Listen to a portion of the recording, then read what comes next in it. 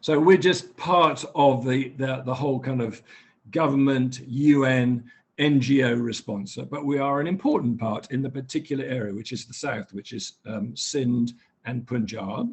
The immediate needs are food, clean drinking water, probably a bit of shelter. So if you've lost your house, maybe you need a tent, maybe you need a piece of corrugated iron, whatever it might be. And then some simple things like a cooking pot or a little stove, because if they've all been washed away, you have nothing to cook food. So that's the kind of immediate stuff. It isn't just the next 2 weeks or 3 weeks or 4 weeks. If you've lost all that, you've probably lost your livelihood, so your means of gaining an income. And if you're a farmer, which many of these people are, they'll be needing some seeds for the following year. Maybe they'll have lost their tools.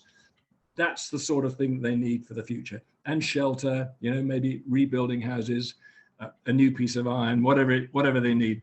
And then I think in the long term, and that's the kind of really tricky thing, is how do we build more resilience for these people? How do we move them away? How do we help them to get away from the really vulnerable areas? How, in the very broader sense, do we help on the whole climate change issue as well? Because undoubtedly, these floods have been affected by climate change. There's no doubt about that at all. More intense monsoons, melting of the glaciers in northern Pakistan.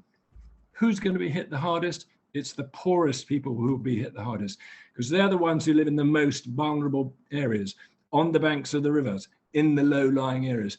The wealthy, people like me, if I was living there, I'd be living in a city, probably high up.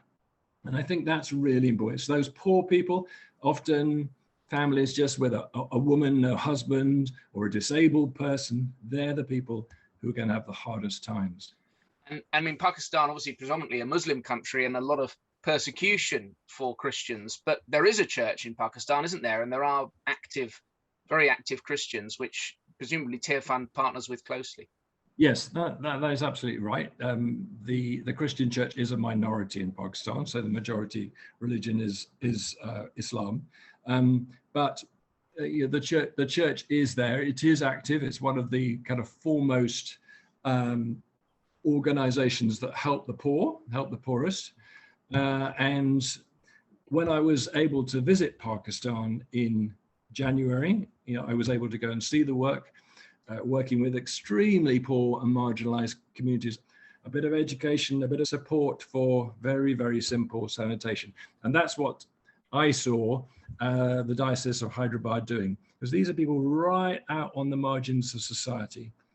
And Martin, is there a final, just little message you'd like to give to the point? Yes. How we can support you over there? Yeah, I mean, really, you can pray for this situation. That is the key thing. Pray for those people who have lost so much. That's the first thing.